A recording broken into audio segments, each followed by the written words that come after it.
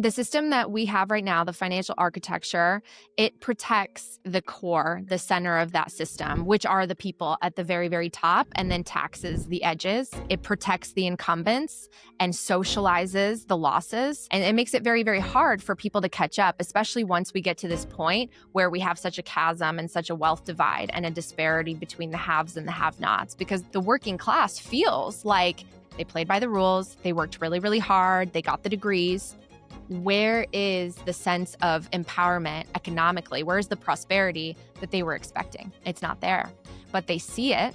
They see it in just a few people. You know, a lot of people blame social media for things today, and I see it as a tool. I see it as, if you're a happy person, you're going to use it for good. If you're in a frustrated, resentful, negative place, you might use it as a tool to spew out that negativity and blame other people and, you know, find scapegoats. And I think that that's the danger of social media, because we are in this time of rising angst and political instability and populism. And so people are ready to vent those frustrations and find someone to blame rather than digging a little deeper about, well, why were these people able to accumulate all these assets? Why is there a walled garden around capital accumulation reserved for just a few people who are, again, at the core of that financial architecture, and they will protect the plumbing at all cost at the expense of the majority of the people outside of it who helped create the value, who helped bring about all that prosperity. And so I really understand why there's this growing sense of economic resentment, a disillusionment with capitalism, disillusionment with whether the American dream is within reach. And I think this is precisely why Bitcoin is so powerful and effective and so important of a message to share with everyone,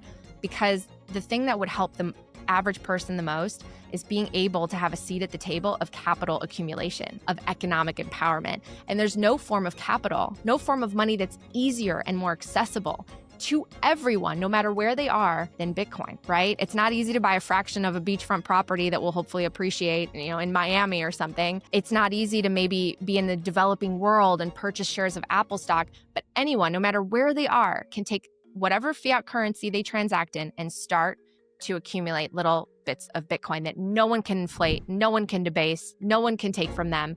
And I think that that's incredibly empowering, and that's where the opportunity really is.